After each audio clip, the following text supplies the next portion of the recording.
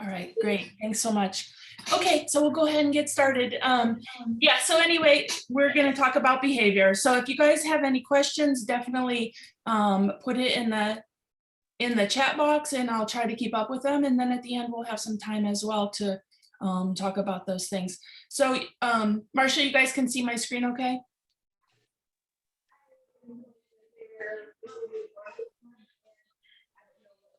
So we're really just going to talk about behavior. So ABA is a practice that's been around 40 plus years. It has a lot of research to support it. Really looking at the function of behavior, like why does this occur? And then using that information to make changes. So ABA will address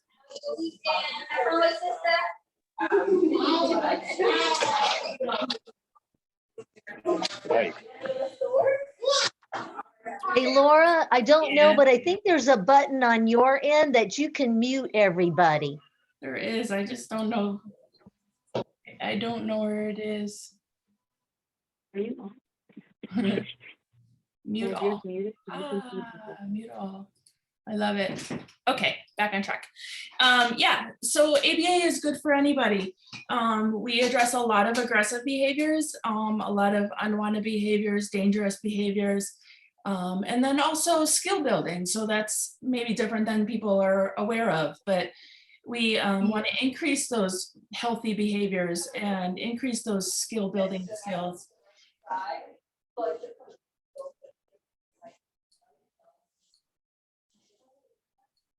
Okay, and simultaneously decrease those aggressive behaviors. So these are just a few things that ABA addresses. So there's really nothing we can't address because really the definition of behavior is anything that's a verb. So I mean, anything you do, whether it be sitting, standing, walking, we can address. Okay, I'm gonna turn my volume up in case you guys can't hear me. So who can benefit from ABA? These are just a few diagnoses that I've worked with and that benefit from ABA, but it's really for anybody. So I've had plenty of children that do not have any diagnosis whatsoever, but they are suffering from some sort of behavioral issue, whether it be anxiety or aggression or what have you, but it's not pigeonholed to just one type of disability. And it's also good for animal training. So like if you think about at SeaWorld, the giant whale, they get to jump through a hoop. That all uses the principles of ABA behavior as well. So really, when I start with how I'm going to address behavior, I want to define it. And ABA is really data driven and very analytic. So I want to say to a parent, or if I'm in a school, like what's the problem? And I really want to be specific about that problem. So what does it look like? When is it happening? Who is in the room when it occurs? Does it occur? You guys lost audio? Let's see.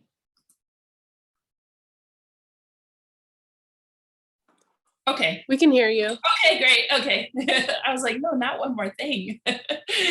Okay. So really, let's define it. And we stay away from just generalized terms. So it's not, he's being defiant, or that is not a behavior, being defiant. So let's say we would really want to focus in on the child is refusing to do math in math class. And all those components are really important to know. So very specific. So it only happens in math class. So that's important. I want to know that.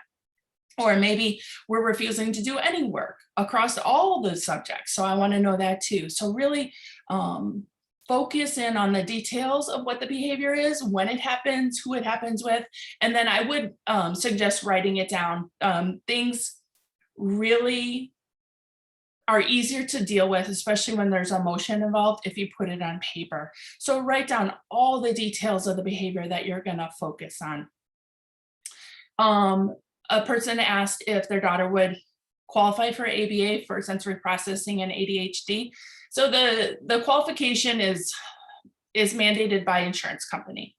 So ABA would be amazing for ADHD, and it's kind of like my platform, because I'm becoming a psychologist so I can work with kids with ADHD, but the insurance company won't cover ABA. They will only cover ABA for children with autism, which is very unfortunate, but that's kind of where it is right now. Let's see. So behavior, and then this is a kind of an example. If I said, little Janie is hitting with a stick, and then that's my behavior that I want to get rid of. And I have to be careful, because actually hitting with a stick isn't wrong, right? Isn't something, because when you hit a piñata with a stick, it's acceptable, right? But when you hit a person with a stick, it's not. So you have to be that specific and that careful when you're defining behavior and focusing on something. So now that you know what you want to focus on, it's important to talk, like, are we going to make it go up or down? And so that's all I do all day long, is make either behavior go up or down. And I think we usually focus on the ones we want to go down, and I'll kind of get into that. But it's making other behaviors increase, positive behaviors, healthy behaviors is really important as well. So when we increase behaviors, we're skill building. And you'll find that a lot of your problem behaviors stem from missing skills, deficit areas. So if you want to decrease an aggressive behavior, let's say because we have communication problems, we are going to have to fix that problem. So if you just punish down the behaviors you don't want, but the child has no alternative way to react or act or get what they need, then it's not going to work. Nothing's going to happen except some maybe negative side effects. So we really got to focus on skill building. And I think this gets forgotten sometimes. So communication is a huge one. And even if your child has great language, communication deficits can still occur. There can be social pragmatic communication, just a general lack of understanding of maybe, like, say, gestures, maybe idioms, different types of communication. Maybe we're not paying attention. Maybe our communication abilities are fine, but we're our brain is kind of, off somewhere else. So that we'll work on that. I do see that the most common skills that are lacking is some social skills, communication skills. I think waiting is an important skill that has been very helpful to decrease behaviors. So, and I guess we don't think maybe to directly teach a child how to wait, and accepting mistakes as well. I have a lot of kids that I have to say it to them and teach it to them that it's okay to make a mistake, because they believe in their head that you have to be perfect or it's not okay. And that wasn't always something that someone said to them, that wasn't imparted to them. That's just how they kind of operate. And so really teaching them that there's no way you can learn how to do something without trying and kind of failing first. So being okay with that. Self-management skills are really important. And while a small child comes to a parent for comfort, at some point they have to learn how to comfort themselves. And we have to teach that sometimes. And let's see, and making choices. So you'd think, I have a lot of kids that you actually probably wouldn't even know that they have a disability whatsoever, because they're doing great, right? But little things like making choices or problem solving through simple things, the things you wouldn't think that they would need help with, we have to target, and knowing that is how you fix it. So this is just a little example of teaching a child how to problem solve. I have plenty of kiddos that if they get their hands something on them and maybe have like a sensory processing problem or are overly sensitive to sensory stimuli, this turns into a tantrum. And so just like a little pencil mark on your hand, and we're screaming, right? And so really teaching them how to handle it. Like, you have a problem, fix it. right? And sometimes I have to directly teach that. If you get marker on your hand, wash it, and then it goes a long way because I've empowered the child how to fix their own problems. They don't have to live with something that's very, very difficult for them. They can fix it. And then the next step kind of is they can fix it, but now I have to kind of teach them to be okay with things. But being okay with things are much easier to handle if you have a solution and you're able to handle your own problems as well. So, and then I like these visuals, and I can't tell you how many kids that are super intelligent, but they needed these directly taught to them. So decreasing behaviors, and this is where a lot of people want to focus on, and it's totally understandable because this will take over your life. But aggression, that's often the case, refusal, lying, just basic tantrum kinds of behavior, swearing. But again, like in the very beginning, we want to focus on defining that, like who does it happen with? Does your child only yell if dad's there, but doesn't yell when dad's there? So it's important because that's going to help us be a detective and figure out why this is happening, or why is it happening more with one person or another, or a different environment than another. And I also think it's important to realize that if it's happening more with one person or one environment, it's not because somebody's doing something wrong, but that is part of the figuring out process of solutions. So we're going to decrease a behavior. So I'm going to focus on that for a little bit. There's a couple different interventions. Well, ABA has multiple interventions. So we're really going to focus on, let's say, directly teaching in an alternative behavior. So my kiddo is aggressive when they want something, they grab it, they get in trouble, and I'm going to teach them a different way, like a communication technique to get what they want. And that's going to be really important for decreasing aggression and decreasing unwanted behaviors, is that replacement behavior, giving them another way. So shaping is a procedure where we take little baby steps towards something. And so I know it's so typical that you want your kid to do something that's perfect way over here, and then they're so far removed from that goal that sometimes we forget to step back and make like little steps towards success. And I kind of use the analogy of, like, if you ask me to run a marathon, there is no way, but I could train for it. I could, hit a mile in a week. I could then extend that. And that's realistic because I'm not running a marathon. No matter how much I tried, I'm not ready. I'm not there yet. So shaping is a really good technique for that. Task analysis is kind of breaking things down into little pieces. That helps as well. And that's a lot of times visual. So we let them see. This is in grad school, we had a task analyze brushing your teeth, and it ended up being like 18 steps. And so realizing that sometimes those simple independent skills are multi-stepped processes is important. And sometimes we have to put it on paper so you can see it and be independent. And then prompting. So we want to tell the kid, remind them, oh yeah, do it this way, this is what we want, and keep practicing that.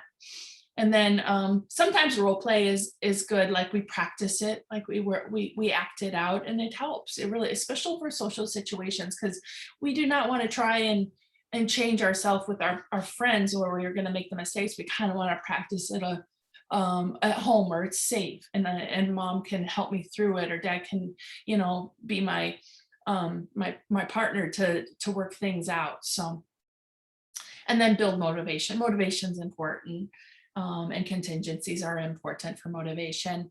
And then know your function. And so that's going to end up being a really important part of this whole process. So the function is the reason why the child is engaging in the behavior. And I focus almost all my attention on why are they doing it? And when I know why, I can fix it. So I need to know, in general, they're going to either get something or get away from something. So that's a really easy, simple way to understand the function. So every time your child engages in something you don't want them to, think about what are they getting out of it or getting away from. So they might be getting a sensory stimulus that they want, or they might be avoiding a sensory stimulus that they want. And some kids, you know, they're not really able to maybe tell you that something bothers them, even with good language. They're just not able to explain that. And you're trying to figure out what are they trying to get away from, you know, or sometimes they want an item or a person, or they want to get away from an item or a person. So this is going to be the foundation of change for this child, is figuring out what they want and why. So let's go with escape. Let's pretend that a child wants to escape something. And I think homework is a common one, or any like non-preferred tasks, chores, you know, sharing, whatever, you know, so these are things they want to get away from. So we're going to go back and use those interventions that I started to talk about to teach them how to escape in a more adaptive way. So, and I think that's important, because I'm not telling them exactly, no, you can't escape. I'm going to start with, yeah, you can escape if you ask. So let's say we talk about homework. We can escape if you ask for a break and I set a timer, and you are able to escape for 3 minutes. So you still got what you wanted. I'm getting what I wanted, because you're going to come back and everybody happy, right? We're all doing the right thing. So I've taught the child that's one way to escape effectively. Another one is asking for help. So they, you know, if you're struggling, ask for help. And along the lines with problem solving, if you have 10 math problems and you get stuck on number 2, skip it and go to number 3. So I let you escape. And these are just good problem solving techniques, instead of spending your whole life on and getting frustrated and never getting through the math sheet. Skip it and go forward. So these are all ways that we can teach a child how to escape.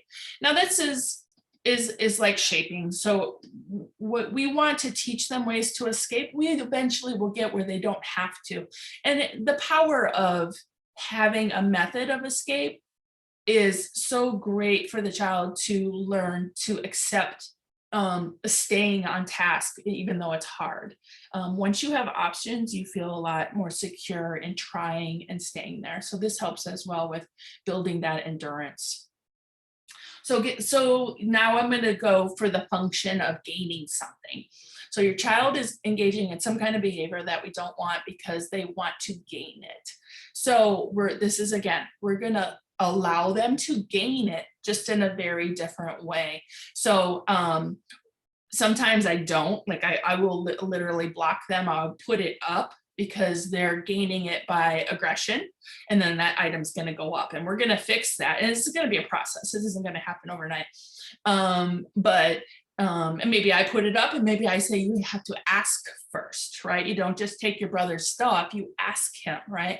And so that's where I'm teaching a replacement. So now I'm trying to push communication to override and take over for grabbing or aggression for getting something.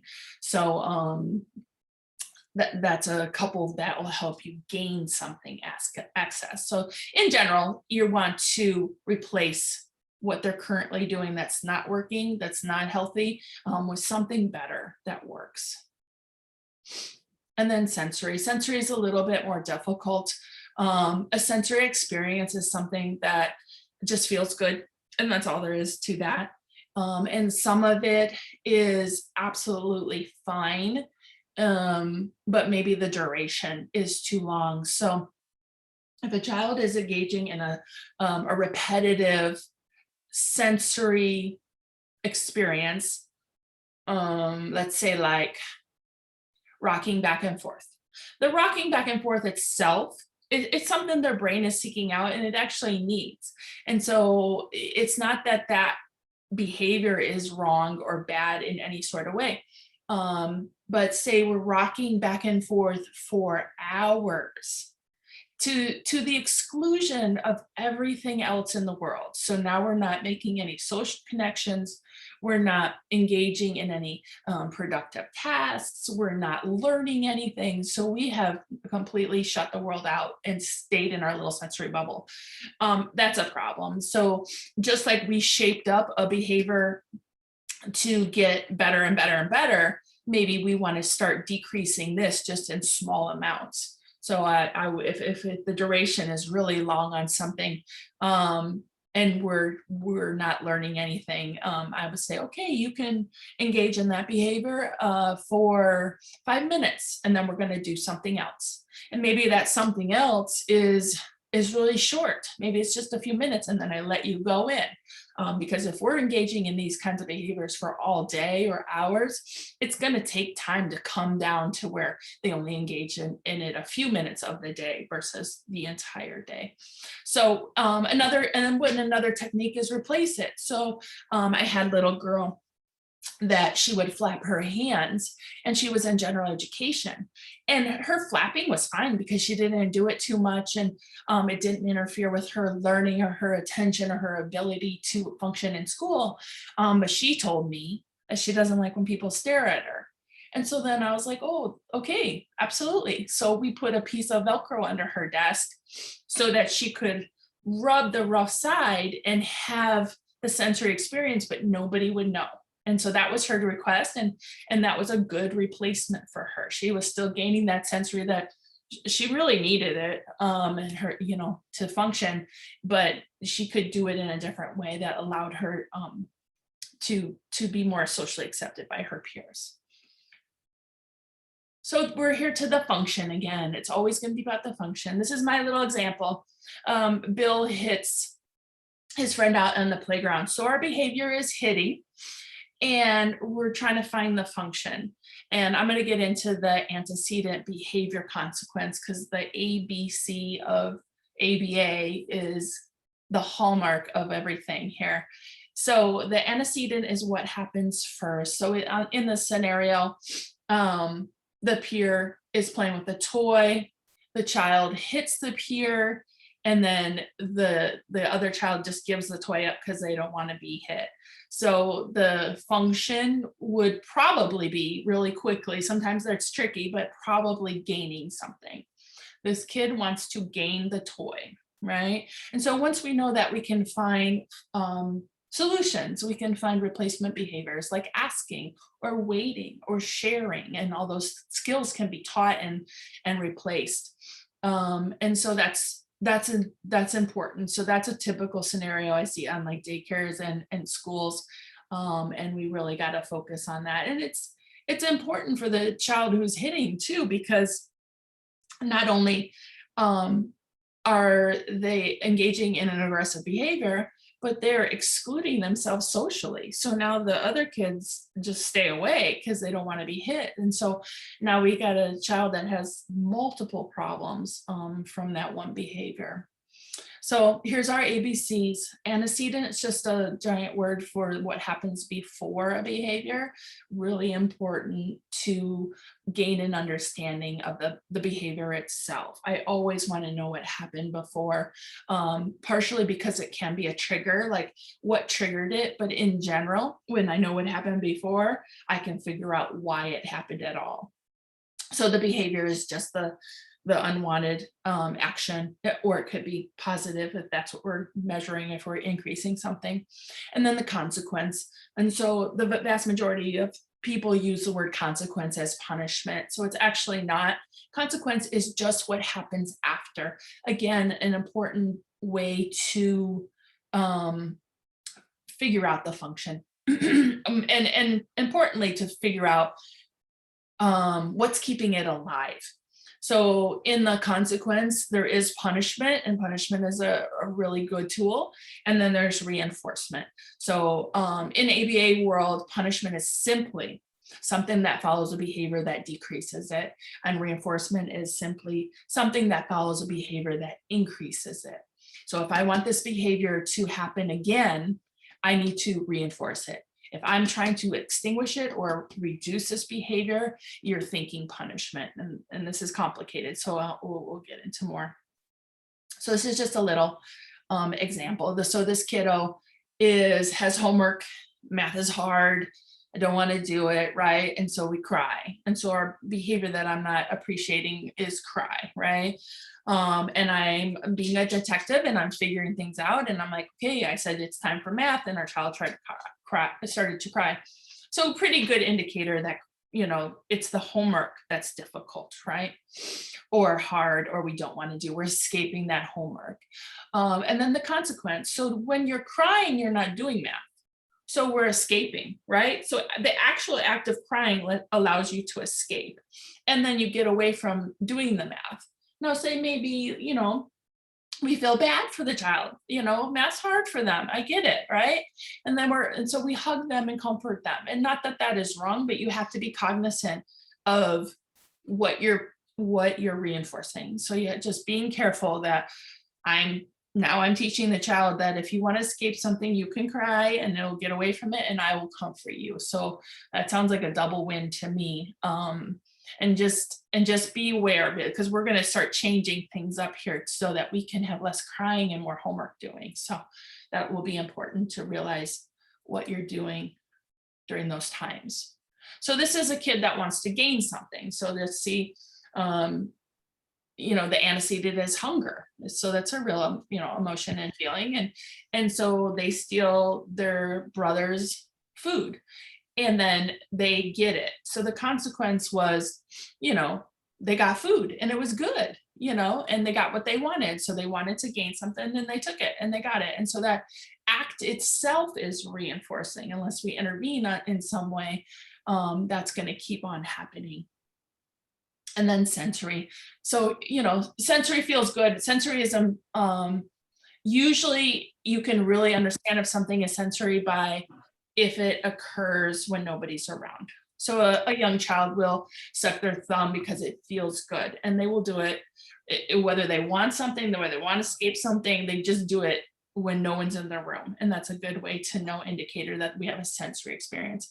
Also important, sometimes aggressive behaviors are sensory based.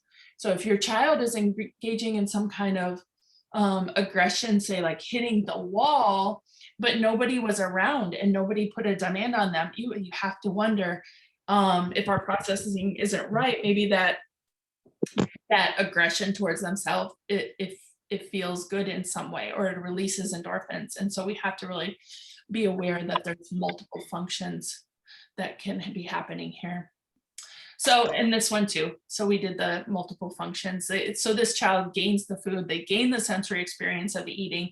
Maybe they gain attention because now their brother is really mad. I stole their hamburger and they're yelling at me and I really like that attention. And I guess that's important to mention too, that being scolded or yelled at isn't always punishment. So that's based on personalities. Some people feel that being scolded is would be punishing, but for some children it's not, especially those that really like attention.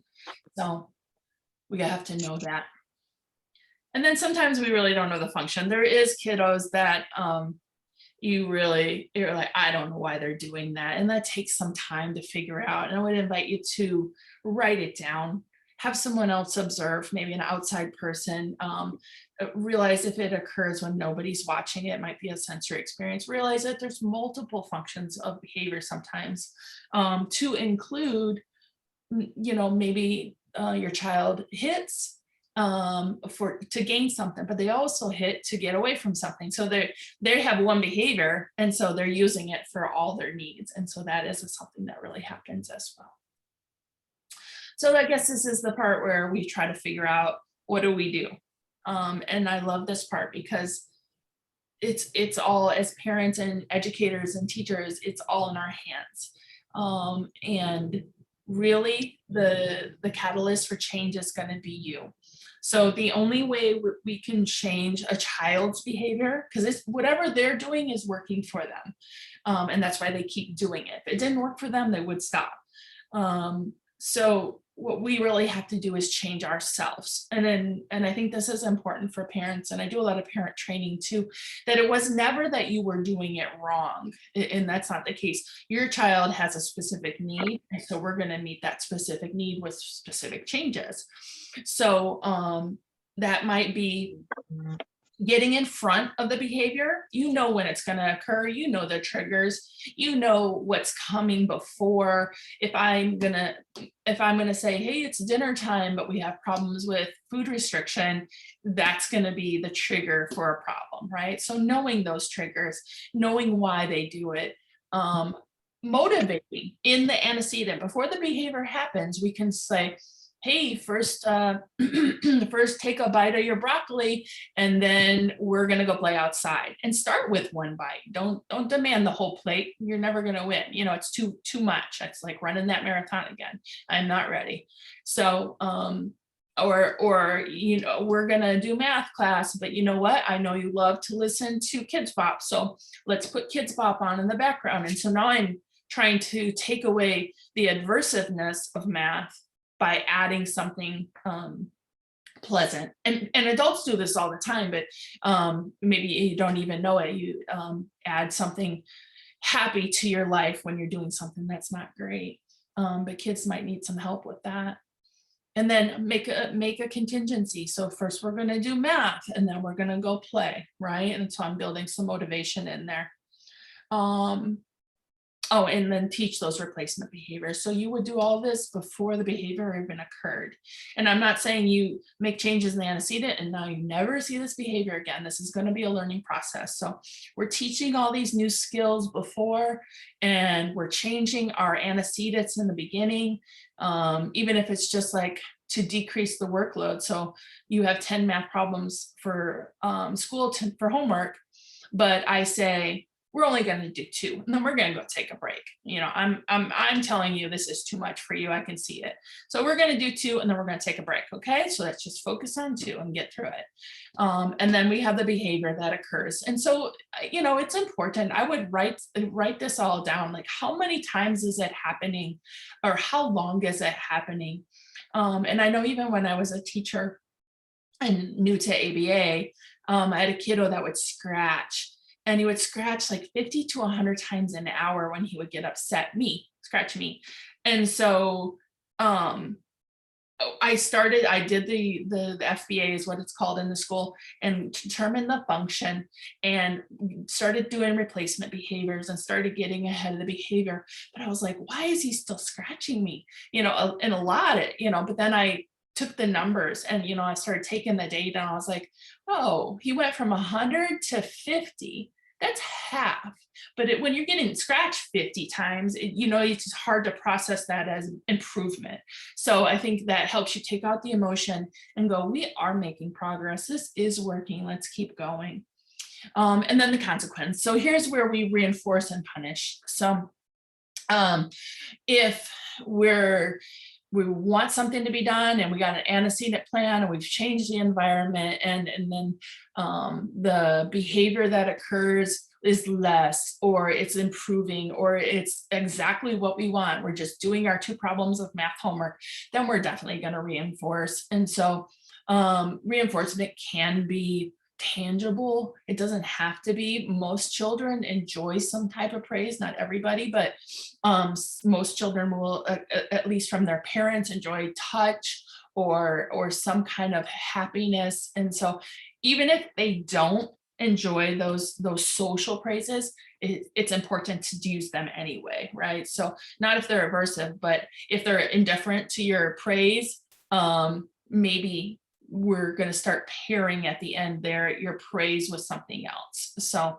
because we want to build social reinforcement. At the end of the day, we want all our children to be internally satisfied and to do their work because it feels good and they want to get a good grade. So we can do that. So here we in the replacement behaviors, we're going to teach that skill. What do we need to replace? Let's focus on teach that. And build some tolerance. So prompting is a way that we can help remind the child what we want. So you can prompt with visuals, you can have it a list of just a written list. Even I have many prompts in my day, whether it be calendars or reminders on my phone, or checklists, things I have to get done on certain dates. Those are all prompts, and they're all really good at teaching how to be organized and timely. So I think the important thing for prompting is to not over prompt. When a child, you prompt them to get them started and to teach a skill, and then almost always at some point they'll say, I need help. And I taught you to say help, but I have to start to pull back and go, I think you got it. I think you got it. Let's just try. Okay. And 90% of the time they do it themselves. And then they start to feel really good about themselves because they did it. They didn't think they could. You've been helping them this whole time, but now here they are being very successful, very independent, and that will be important. So a couple little rules on reinforcement. Reinforcement, again, is anything that comes after behavior that makes it more likely to happen. So it's going to increase the likelihood of this behavior happening again. And there's lots of things we want to reinforce, right? What's important to know is if the child has access to something all the time, it's not going to be reinforcing. So just like if I had eaten a whole chocolate cake and you say, hey, if you do this, I'll give you a piece of cake, and I'll say, I don't want cake. So, right, it's not motivating to me because I already had it. And I see this a lot with electronics too. I will have a child that has a very restricted reinforcers, and that's common, that we only like 2 things in the world, but then they have access to those things all day long. And so I lose my power to reinforce or motivate to do anything other, because we have access to it all the time. So you have to think about depriving, and maybe the electronic isn't available all the time. Maybe you have to work for it, or maybe it's set times during the day. Immediacy is a principle of reinforcement, that the faster you get reinforced closest to the behavior you just engaged in, the more reinforcing it is. Same with size, and you guys can, everybody can relate to this as far as like paychecks, if it's not worth it, it's not worth it. You will walk away from something if you're not being paid enough for the job that you have to do. It's not worth it, and everybody walks away. And then, so that'll be a really important when skills are harder. So what I reinforce a child for changes based on them, but then based on how hard what I'm asking of them. If I'm asking something really hard of them, I'm going to reinforce bigger and faster. If I'm like, well, you're almost on your own and independent here, I'm just going to give a little praise and move on, right? We're not going to keep reinforcing at these high rates for every little thing. We're going to pull back. We're going to implement social reinforcement, even if that's just a smile or a pat on the back, and then let that take over as being reinforcing, because it wasn't a hard task. And then the contingency is very important, because if you don't do the actual thing that I'm asking you to do, then I will not be reinforcing, right? So don't break the contingency. They refused to do their math homework. You still, went outside and played on the playground like I told you to, then you're creating a lot more problems than solutions on that. And punishment. So punishment is anything that drives down behavior. Punishment is not bad. It's important, and we use it in ABA, but it is important to focus on reinforcement, and it is important to first focus on teaching the skill. So really, if you try to punish down something that they don't have a skill for a different way, it's never going to work. And there's a lot of negative side effects of punishment that can occur. So when we do punishment, we focus on building a skill, replacing a skill, teaching those skills, and reinforcing those skills, right? And so that will take care of a huge amount of problems.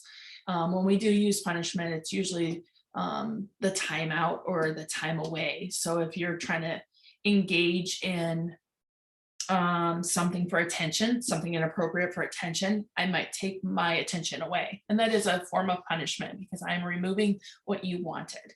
And so I can control that because I don't have to pay attention to that behavior. And I'll let them know as well, like, you want my attention and I know it. And the way you get my attention is this replacement behavior over here. But I'm not giving you attention for that because that's not healthy. So this is just a little bit more on punishment. We use it to reduce behavior. This is complicated that people get really confused about positive and negative reinforcement and punishment. But I think the takeaway really is that punishment decreases a behavior and reinforcement increases a behavior. And this will be important as well when a child engages in an unwanted behavior and it's staying alive. You have to realize that at some place during their life, something is reinforcing that. If it's sensory, it's being reinforced by itself because it just feels good. But if a child engages in some kind of behavior, it's our reaction. We're going to have to start looking at our reaction because it's keeping it alive somehow. And these are just the sum of the negative side effects of punishment. And really, positive punishment, which would be like the corporal punishment, spanking, those kinds of things, those are really where you get into some scary side effects. And so it's important to know there is a side effect. This is in the research, this isn't my opinion, that it increases aggression. The one I see the most is the child will only respond to the punisher. So let's say mom's the authoritative person in the home and the spanker, so the child will not engage in aggression with that person because they don't want to be spanked, but they will attack their teacher, they will attack their therapist, they will attack dad.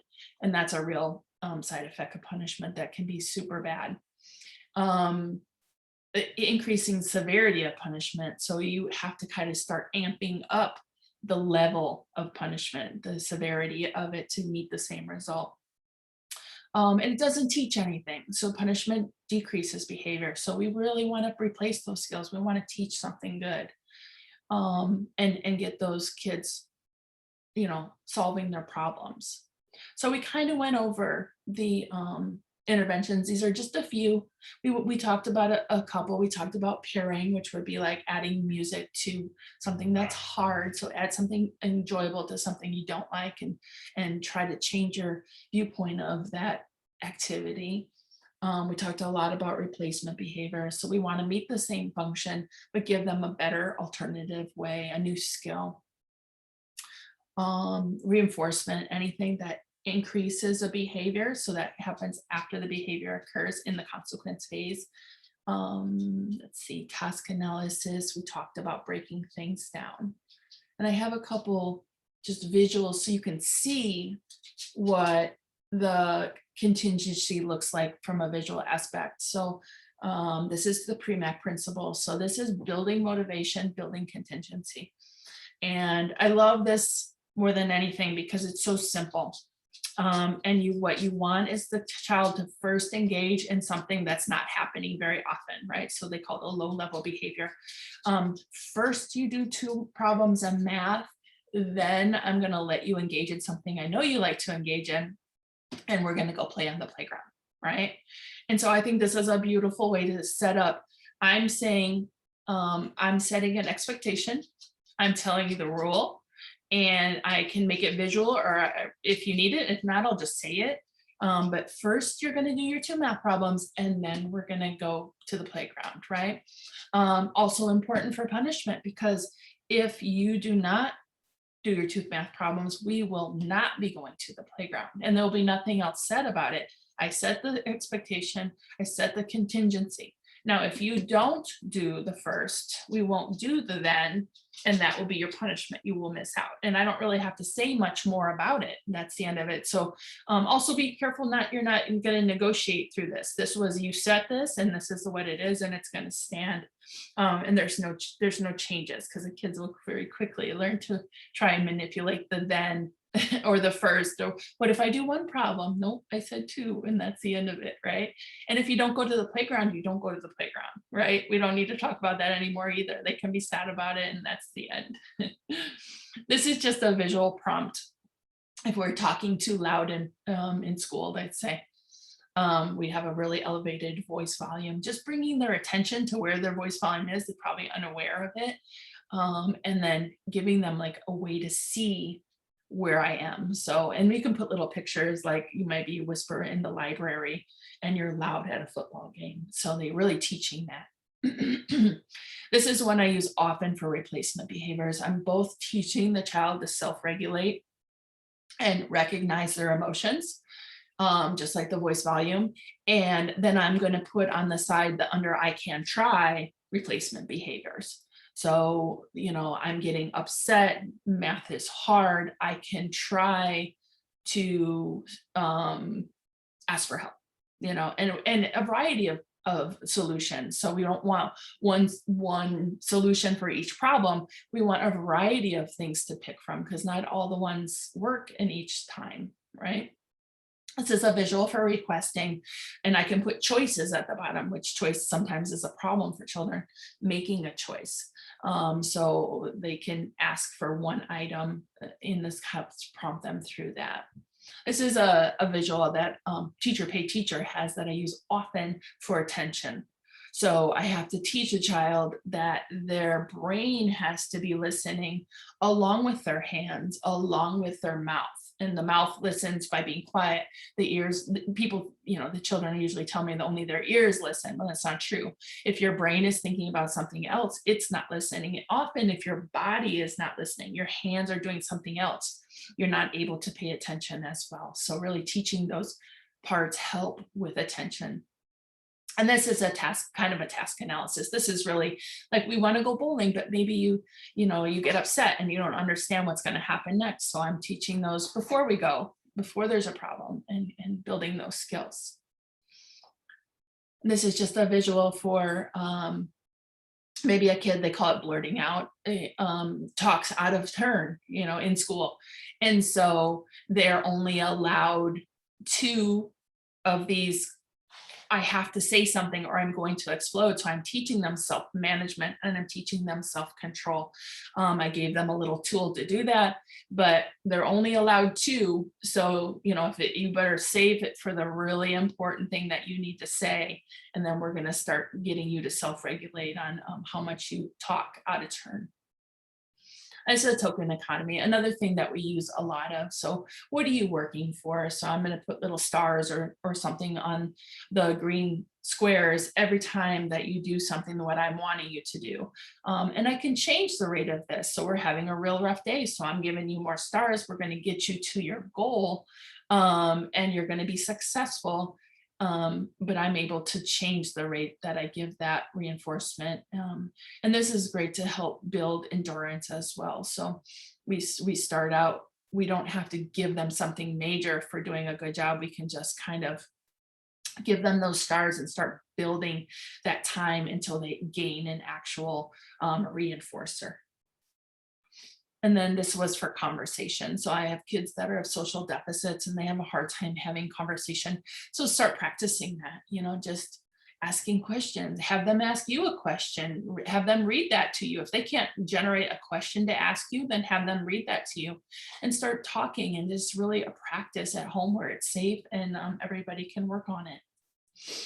And this is just a visual that lets kids explain when they have pain. And so they can kind of really communicate better. And I think that is it for my presentation. I don't know if you guys have questions.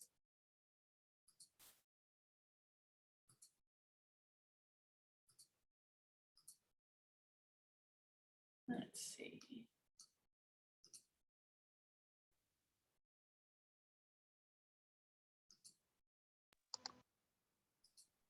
Do you want them to just put it in the chat? Do you guys have any questions? That would be great, just because there's so many people. Let's see.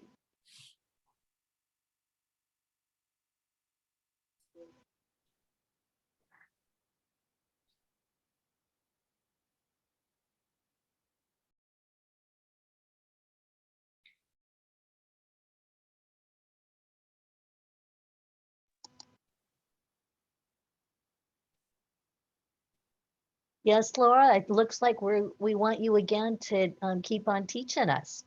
Oh, I'd love to. There's so much. And if you guys can give me feedback on like specifics, I know that I talk in generalizations of behavior, and it's true that all this is applicable to any situation, whether it be potty training or hitting, right? So, but I think it's hard to translate that to your situation without help sometimes. And so you're like, what? That doesn't apply to me. But it will. You just have to. So sometimes people have to give me their actual experience, and then I can kind of like stitch, this is how it applies, and that helps them walk it through. So let's see. So trainings 6 to 12. I mean, any age. We can focus on absolutely any age. There is no problems with that. Advice to give for a child that shuts down when things start seeming wrong, and shut down means huffs and puffs, stomps away, and doesn't want to cooperate. So really looking at the function, like you said starts seeming wrong, is like she's not okay with making a mistake. If that's the case, we can really get into replacement behaviors that deal with frustration. And how can we handle frustration? Usually the child, get them talking, they don't think it's okay to make a mistake. They'll start saying things like, I'm dumb, and I'm stupid, and it's so untrue, but that's what they're thinking. And once you know what they're thinking, you can start to like work on replacing it, because it's important what we're saying to ourselves. But letting them know that I just want you to try, and start reinforcing trying versus accomplishments. And I think that's important too, because the school only, you get a grade for how well you did on something, not how much you tried to do it. So we have to maybe start flipping that a little bit, and focus on that. Let's see. A kid at the zoo wants a toy they saw and refuses to get to the car. Yeah, that's really tough, especially in public.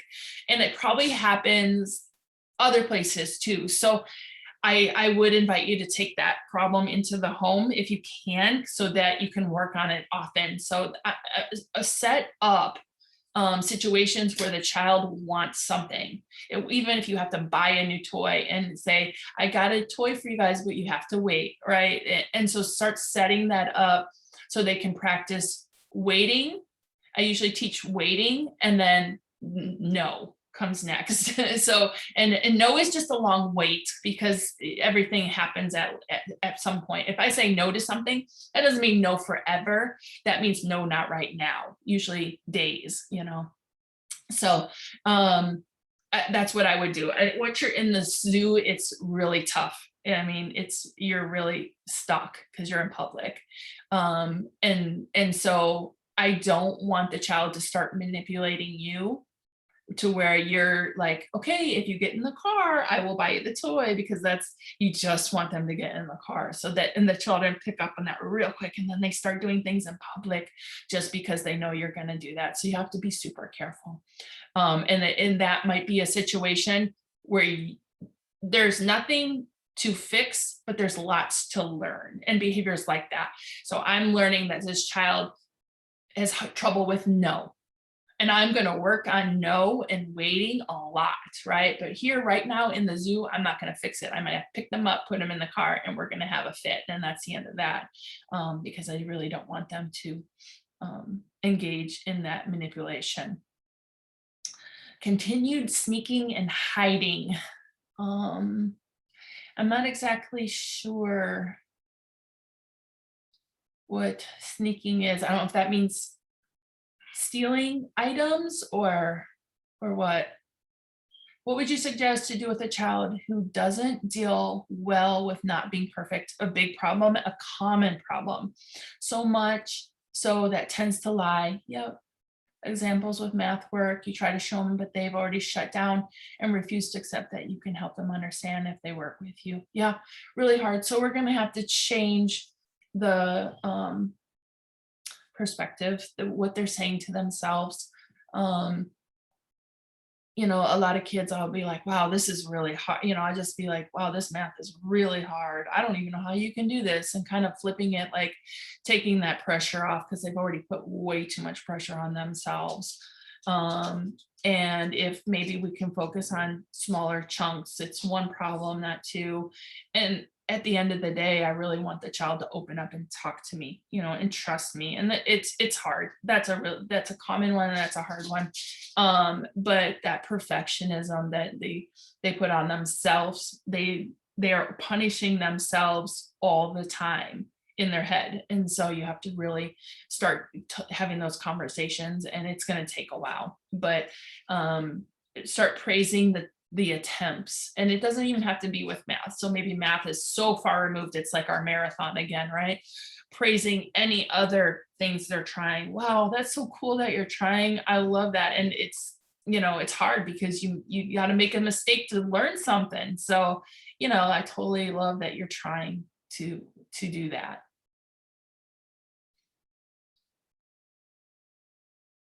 Stealing and hiding items. So for stealing and hiding, really start looking at why they're doing it. Because that's that's super important. I work with a lot of kids in the foster system, and they steal all the time. And it's because they're lacking a sense of security and safety, and their self-preservation, and they're trying to have money or food because they're used to not having that problem. So that's going to be very different than a kid that's stealing just to gain something. So mom said, I can't have an item, a toy, so I'm just going to take it. So I know the function is to gain it. And so I'm going to work on different ways that they gain it, and gain it appropriately, whether that be communication, asking, maybe they can't wait, maybe they're not good with no. And so maybe I'm going to teach those skills, and focus on those things.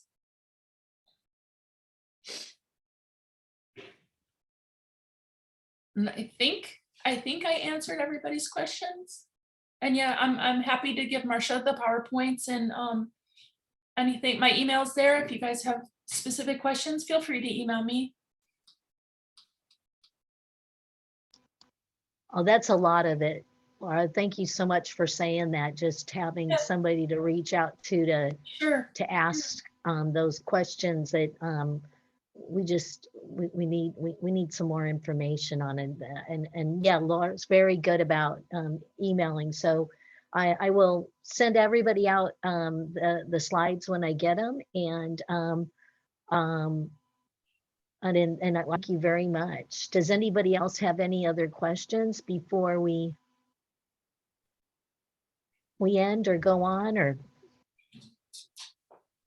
and it looks like people want probably another one of these, and Sure. we'll sure plan one in the future, so that we can, because it's a lot of it is just getting together and knowing that we're not alone with these kinds of things going on in our homes, that this is that we're all in this together. And it's nice to know that, just to talk about it and to find other information, so that we can proceed ahead, maybe with a little bit more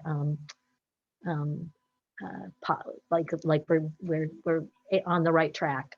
Yes, for sure. And any specific questions anybody had, you're not going to scare me. I work in people's homes. There's nothing I haven't seen. So, and actually, you'd probably be shocked to find out you're not unusual either. There's a lot of things that people are dealing with that they're scared to talk about because, you know, it's scary. Well, if we do another question, we'll give you another couple of seconds. If not, then we'll go ahead and sign off, and everybody have a really good weekend. We have a family day tomorrow, Laura, so some of us are off, and have a really good holidays for everybody. Awesome. That's awesome. Thank you again for doing this for us. Yeah, the military really appreciates it, and really good information. Good.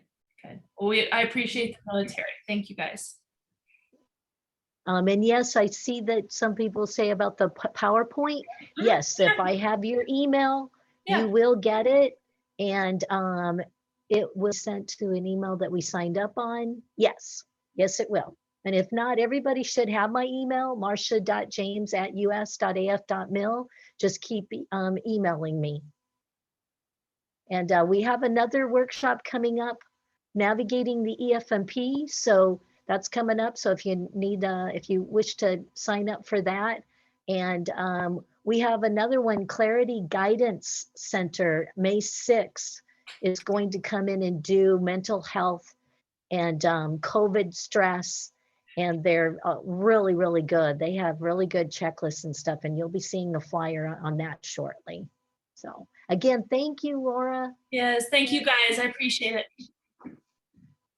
Happy April Fools. Yeah, right. Don't get tricked. Zoom tricked me already. I'm done for April Fools. So true, so true. All right. Thank you guys. Okay. Marcia. Bye-bye. Bye-bye.